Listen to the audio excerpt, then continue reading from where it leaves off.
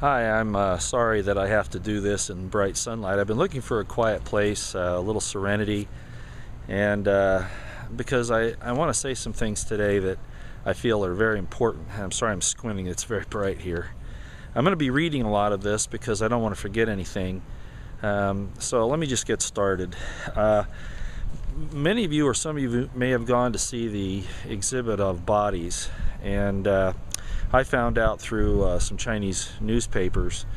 I haven't seen it in the American press. If somebody else has, maybe you can let me know. But I found out that the bodies that were presented there weren't people who dedicated their lives to science or that kind of thing, or their bodies to science.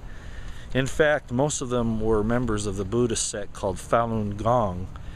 And if any of you remember, a few years ago there was a large persecution, imprisonment, and even slaughter of those people by the Chinese government.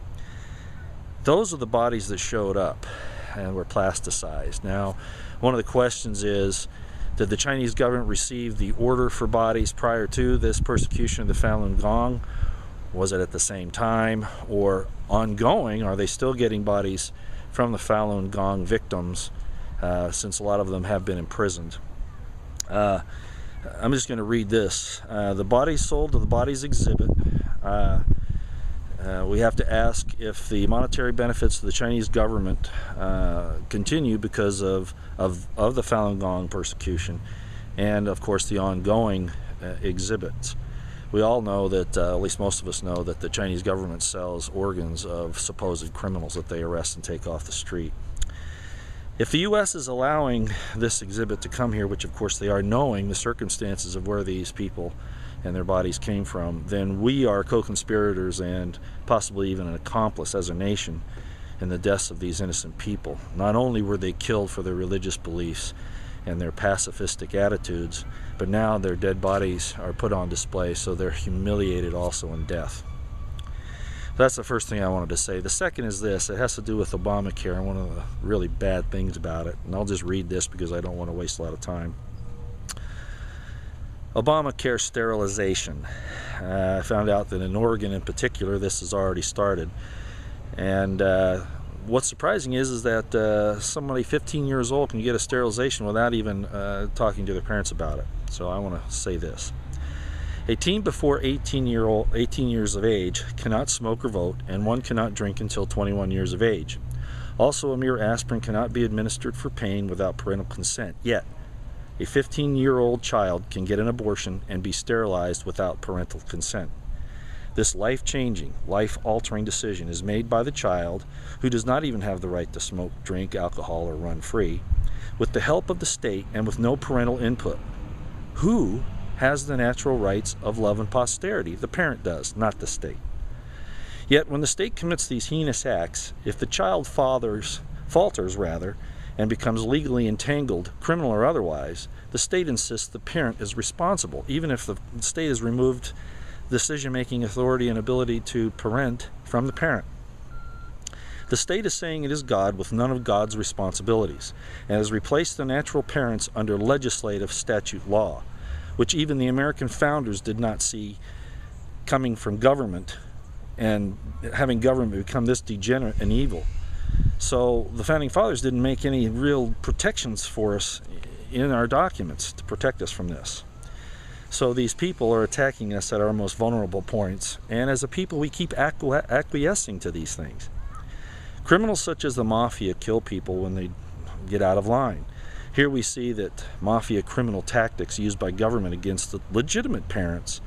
Thus, government is criminal and in fact has criminals in its highest offices. The people are consenting to this without redress because of ignorance and fear.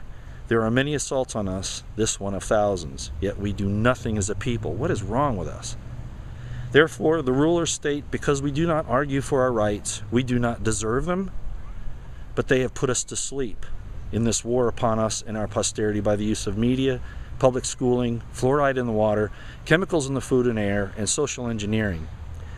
Now with the NDAA, the Patriot Act, the Expatriation Act, and numerous other acts illegal upon their origin as they defy the supreme law of the land, which is the Constitution, and under Marbury versus Madison, That court stated that any law that violates the Constitution is null and void upon its inception and need not be obeyed. We must awaken to this war upon us and refuse to submit to this illegal and pretentious authority. Furthermore, government by its decree states that parental responsibility for financial support does not end until usually 18 years of age or upon emancipation of the minor. Yet the government does not permit parental guidance or judgment which can influence this monetary support.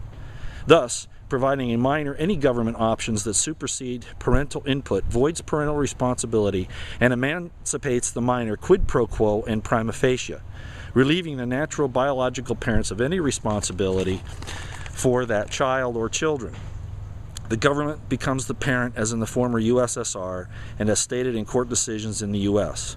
Of course, the government will insist on the parental monetary support even as it steals the child away and in effect emancipates it from its parents.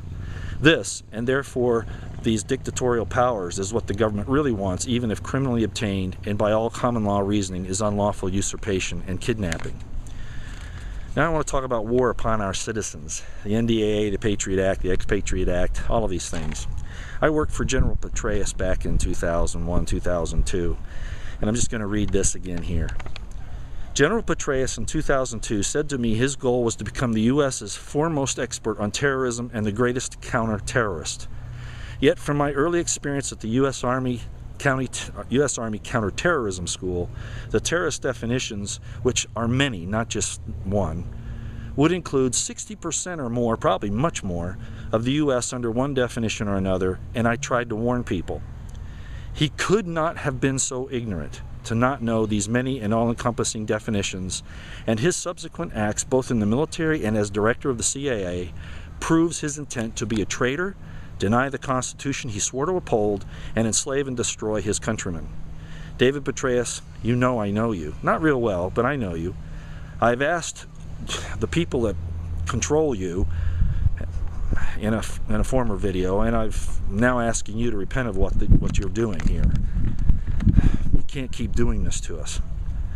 Former President Bush gave an ominous warning in this regard to the supposedly free people of the U.S., and this was his quote: "You are either with us or you are with the terrorists." That was shortly after 9/11. In other words, mere disagreement, political opposition, or even if you question your government, you are not with them, and by definition, from his own words, a terrorist. This didn't just start with Obama. Under the NDAA, that is formidable, and the Patriot Act.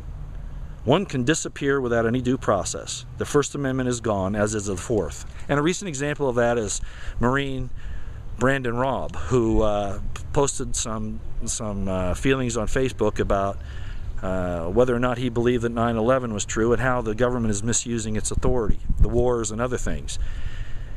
This was on Facebook.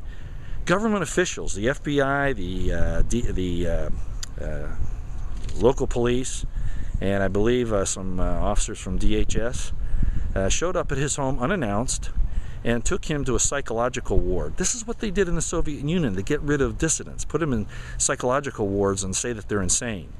Thank goodness for a good attorney that got him out, but it was a terrible ordeal. And this is not only one example. This is going on all the time. So I wanted to bring these things up. These are dangerous, and I want to stand here and say this right now. Brandon Raub, I am with you, and every red-blooded American veteran who understands these things, and all of us should, because we took an oath, and if it violates our oath, we should never do what our superiors ask us. We need to stand against this thing and stand together. So that's how I just wanted to finish this today. I know this is a lot of information very close together, but I'm hoping